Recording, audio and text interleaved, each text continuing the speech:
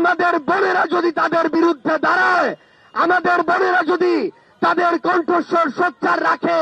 তাহলে এই বাংলাদেশে ওই খুনিদের আর কোনো জায়গা হবে না।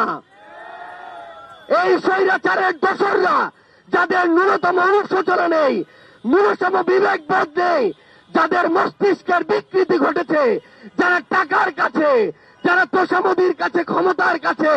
যুগের পর যুগ ধরে নিজেদের বিবেকবোধের বিক্রি করে দিয়ে এসেছে, তারা এখন আমাদের মা বোনদের এমন নগ্ন ভাষায় কথা বলে যেটা আমরা মুখে উচ্চারণ করতে পারি না। ওই স্বৈরাচারের দোসরদের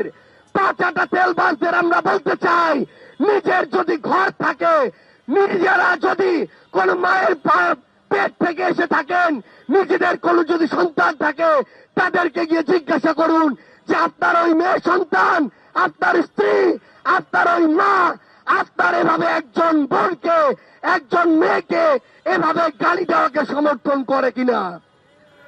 আমরা স্পষ্ট করে বলি, এই বাংলাদেশে, এই বাংলাদেশের বাইরে যে আওয়ামী লীগের দোসররা, খুনিরা এভাবে আমাদের বোনদেরকে অশ্রাব্য ভাষায় গালি দিয়ে তাদের মনোবলকে নরম করতে চায়, তারা মনে রাখুক আমাদের বোনেরা তাদের বিরুদ্ধে আরো শক্ত প্রাচীর হয়ে আগামীতে নামবে ইনশাআল্লাহ।